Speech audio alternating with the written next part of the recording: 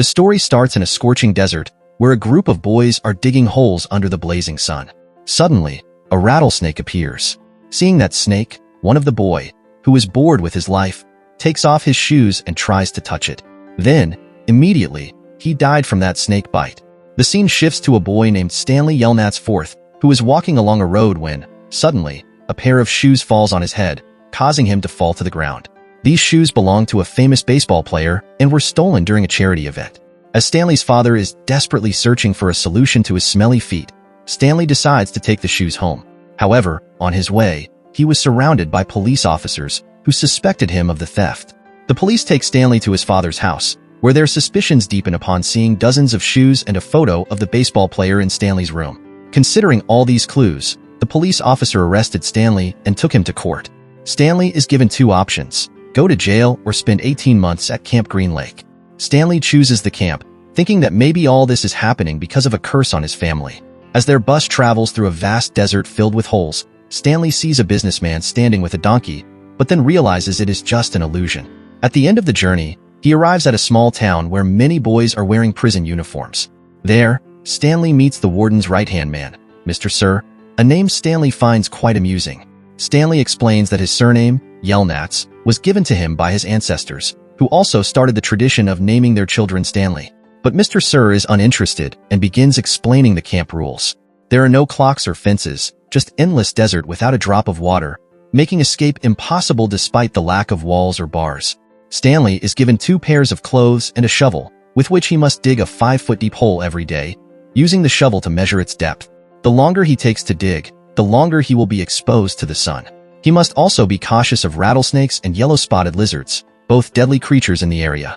Next, Stanley meets the camp counselor, Dr. Pendansky, who shows him around and informs him that rule number 1 is to never disturb the warden. The consequences, he warns, can be dire. Dr. Pendansky introduces Stanley to the other boys, who show him his sleeping place, still marked by the vomit of a previous occupant. The doctor calls the boys by their real names, but they use nicknames given upon arrival. The youngest boy is called Zero because he doesn't talk to anyone. When Stanley calls a boy by his real name and asks where the canteen is, the boy angrily pushes him back, reminding him to use his nickname. During lunch, which consists only of beans, a boy named X-Ray takes some of Stanley's food, claiming he deserves more because he worked all day while Stanley hasn't dug a single hole yet. The boys then ask Stanley why he was sent there. Stanley explains that he was accused of stealing a famous celebrity's shoes. Upon hearing this, Zero asks if the shoes had stars on them. When Stanley says yes, he recalls that during the trial, the baseball player explained that he grew up in an orphanage and donated the shoes for charity. The prosecution painted Stanley as a fake fan who stole from his idol. That night, while trying to sleep, Stanley remembers his grandfather saying their family was cursed, which is why his father, Stanley III, could never succeed in his inventions, and all of the Stanley family had terrible luck. Stanley first made a fortune in the stock market but was killed by a notorious outlaw, kissing Kate. She kissed her victims after killing them, leaving lipstick marks on their faces. However, she didn't kiss Stanley first on the face. Instead, she looted his treasure and left him to die in the desert. In the present, all the boys are woken up before dawn. They have tortillas for breakfast and then choose a shovel each before heading out to work. But as soon as Stanley picks up a shovel, X-Ray snatches it from his hand. Stanley quickly realizes that X-Ray always uses that particular small shovel and doesn't let anyone else take it. Regardless, they all reach the spot where they are to dig. Mr. Sir tells Stanley that if he finds anything interesting while digging, he should inform him immediately. If Mr. Sir likes the find, Stanley will get a day off from work. He also mentions that the digging isn't for any specific purpose, but is meant to build their character. The boys begin working, tossing dirt out of their respective holes, some of which fall into Stanley's pit. When Stanley asks them to be careful, they mock him. While digging, Stanley remembers the curse on his family. One of his ancestors, Ilya Yelnats, worked on a pig farm and fell in love with the farmer's daughter, Myra. Desperate to win her heart, Ilya sought advice from a fortune teller named Madame Zeroni. She advised him to forget about love and move to America for a better future. However, Ilya persisted and asked Myra's father for her hand in marriage. Another suitor also desired Myra and offered a substantial dowry of pigs, winning her father's favor. Heartbroken, Ilya returned to Madame Zeroni, who took pity on him. She gave Ilya a small pig and instructed him to carry it up a mountain every day to drink from a stream, singing a special song until the pig grew big and strong. Once this was done, Ilya was to carry Madame Zeroni up the mountain to drink from the stream, or else his family would be cursed for generations. Ilya agreed and faithfully followed her instructions. However, when he brought the grown pig to Myra's father, Myra couldn't decide between the two suitors and suggested choosing her husband through a guessing game. Furious and disillusioned, Ilya decided not to marry her and left for America, forgetting to fulfill his promise to Madame Zeroni. Thus, the curse was placed on his family. Back in the present, Mr. Sir arrives with his truck so the boys can fill their water bottles. They notice the first blister on Stanley's hand and mockingly offer him a blistered hand club membership. Zero finishes his work first, as usual, since he is the fastest digger. When Stanley finally finishes his hole, no one helps him out, and he learns to climb out on his own. As Stanley returns to the camp, he sees Mr. Sir pointing a gun at him. To his shock, Mr. Sir is actually aiming at a yellow-spotted lizard. The first shot misses, and the lizard lunges at Stanley. Mr. Sir fires again, killing the lizard just in time. Days pass, and Stanley gradually adjusts to the camp's harsh routine. He wakes up early every morning, eats the same beans for breakfast, and digs holes all day, his hands blistering and callousing. He encounters dangerous creatures and deals with the occasional broken shower. Despite these hardships, Stanley refrains from fighting with the other boys, who mock him and call him Softy. Instead of complaining, Stanley writes letters to his mother, describing the camp as a fun place, like a normal summer camp. One evening, Stanley finds a fossil while digging and shows it to Dr. Pendansky, who dismisses it, saying the warden isn't interested in fossils. The doctor then mentions that a lake once existed in this area, and the land belonged to the warden's grandfather. The story then flashes back to a time when the area was lush and prosperous. A businessman named Sam would frequently visit, selling onions from his cart, which was pulled by donkeys. Sam claimed his onions could cure deadly diseases and protect against dangerous lizards. He had a crush on Catherine, the local schoolteacher, and would bring her special onion snacks. In return, Catherine would give Sam a jar full of peaches. All the men in the town admired Catherine and resented her giving so much attention to Sam. One day, after a heavy rain, the school roof started leaking. Catherine sent the children home, and Sam helped her repair the roof, giving him a chance to spend more time with her. Pleased with the progress, he began fixing other parts of the school as well. One evening, while working on the repairs, Sam noticed that many senior students in Catherine's evening class were taunting her. One of them was the warden's grandfather, Walker. He called Catherine outside, but she refused, which made him very angry. Meanwhile, the school building became very beautiful, but Sam's donkey went missing, so he bought a boat. On a rainy afternoon, Sam and Catherine were kissing when Walker saw them and spread the news throughout the town. The townspeople, outraged, gathered and burned the school as punishment. Catherine ran to the police officer for help, but he was drunk and demanded a kiss from her. When Catherine pushed him away, he threatened her, saying it was illegal to have a relationship with someone of a different race and that Sam would be prosecuted. Frightened, Catherine ran to warn Sam, but it was too late. The villagers had shot and killed Sam while he was in his boat. Distraught, Catherine returned and shot the police officer, kissing him as he had wanted while he was alive. From that day on, Catherine left town and became infamous as Kissing Kate. The story then returns to the present, where X-Ray tells Stanley that if he finds anything interesting again, he should give it to him first. Stanley soon encounters some troublesome boys and is about to fight them when others intervene, pacifying the situation.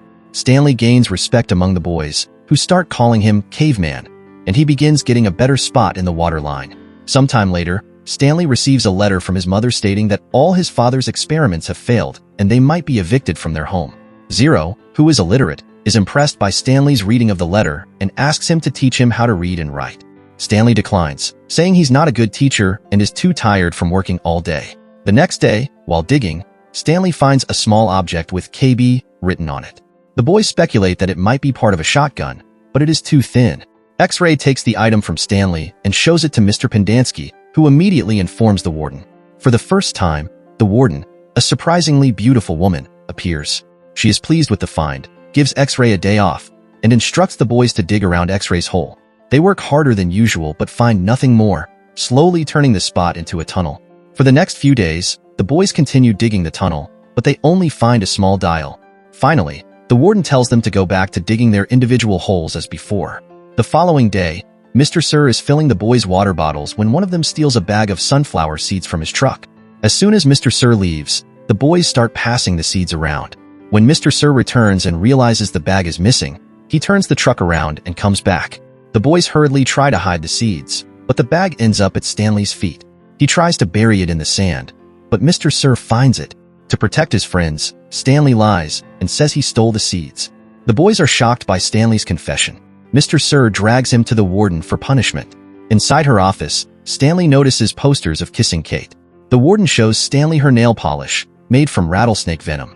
After applying the polish to her nails, she slaps Mr. Sir, admonishing him for bothering her over something as trivial as sunflower seeds. She then sends Stanley back to work. When he returns to the digging area, the boys treat him like a hero. Stanley sees that Zero has dug his share of the pit as well, and happy with this, he agrees to teach him. The next time Mr. Sir comes around, the boys notice 2 dangerous marks on his face, made by the warden's nails. Mr. Sir is so angry with Stanley that he withholds food and water from him. Stanley thinks that the thin tube he found in the pit might be kissing Kate's lipstick. In a flashback, it's revealed that Kate Barlow killed only those responsible for Sam's death and the destruction of the school. However, she had also looted a lot of treasure. After stealing a treasure chest from Stanley Yelnats first, she buried it where there used to be a lake. While resting, Walker and his wife found her, desperate for money because the lake had dried up and the town was ruined after Sam's death. Kate could have killed them, but she chose a more vengeful route, letting a poisonous lizard bite her so she would die. Without knowing the exact location of the treasure, Walker and his descendants, including the warden, spent their lives digging holes in the desert. Back in the present, Stanley teaches Zero to read and write and learns that Zero's real name is Hector Zeroni, meaning he is a descendant of Madame Zeroni. Zero, being quick at digging, helps Stanley with his pits, which makes the other boys jealous. One afternoon, Zero tells Stanley about his mother, who worked hard for him but suddenly disappeared one day, forcing him to live on the streets. Then scene shifts to next day where tensions rise when a rogue boy harasses Stanley, and they are about to fight when Dr. Pendansky provokes them. As the fight escalates, Zero jumps in to help Stanley, nearly injuring the other boy, before Dr. Pendansky fires a gun to stop them. The warden arrives to understand the situation, and the boys reveal that Zero helps Stanley dig his pits. Stanley explains that, in return, he helps Zero with reading and writing. The warden becomes angry, and Dr. Pendansky mocks Zero, calling him a donkey and a fool. Enraged, Zero hits Dr. Pendansky with a shovel and runs into the desert. Mr. Sir wants to chase him, but the warden stops him, planning to delete Zero's file and pretend he never existed. That evening, the boys discuss how Zero will likely die in the desert. Stanley worries about him, recalling how his ancestor, Stanley Yelnats First, survived in the desert for 16 days by finding shelter at a place called God's Thumb, though no one knew its location. The next day, a new boy replaces Zero and begins to trouble Stanley. Stanley devises a plan and, when Mr. Sir comes to give water, steals his truck to escape. Mr. Sir clings to the door, but Stanley manages to push him off, though the truck soon crashes into a ditch. Undeterred, Stanley continues on foot, while the other boys cheer him on. When the warden hears of his escape, she tells Mr. Sir they will wait 2 weeks before reporting his disappearance, by which time his body will have decayed, eliminating the need for a search. Meanwhile, Stanley trudges through the hot sun, avoiding dangerous lizards along the way. Finally, he spots Sam's old boat, under which a tired and exhausted Zero lies. Zero has survived by eating jars of splush, a fermented peach jam that Kate had given to Sam. Stanley eats some of the jam and then notices a mountain that looks like a thumb, realizing it might be the place where his ancestor Stanley Yelnats First had found refuge. Stanley and Zero leave the boat and start climbing the mountain, a challenging task. Suddenly, Stanley slips and falls, but Zero quickly moves towards him, helping him get up with his shovel. In the process, Zero hurts his hand.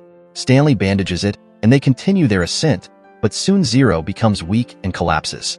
Stanley catches him just in time, saving him from a dangerous fall.